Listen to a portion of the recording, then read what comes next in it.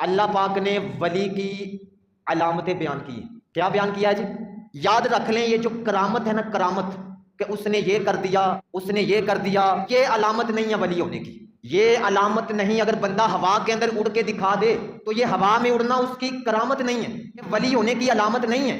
اگر وہ پانی کے اوپر چل کر دکھا دے تو یہ پانی کے اوپر چلنا اس کے ولی ہونے کی علامت نہیں ہے۔ ہاں، اگر یہ دو علامتیں جو اللہ نے قرآن پاک میں بیان کی ہیں، یہ دو علامتیں اس کے اندر پائی جاتی ہیں، اس کے بعد وہ اس طرح کا کوئی کام ہوتا ہے تو پھر کرامت ہے۔ وہ کون کون سی؟ فرمایا الذین آمنوا وکانوا یتقون۔ اللہ پاک نے فرمایا پہلے نمبر پر میرا ولی وہ ہے جو ایمان والا ہو۔ کون ہو جی؟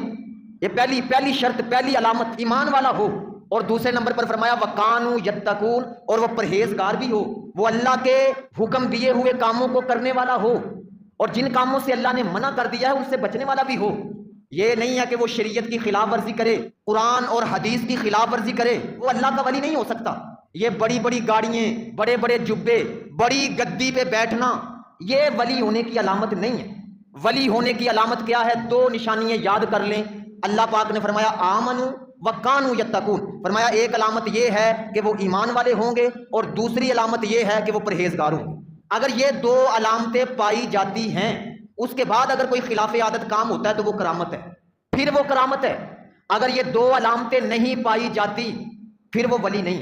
اب شریعت کی خلاف ورزی کرنے والا ہو، شریعت کو توڑنے والا ہو، حرام حلال کا اسے پتہ نہ ہو، اور عورتوں کے ساتھ بیٹھ کے گپے لگانے والا ہو، وہ اللہ کا ولی نہیں ہے۔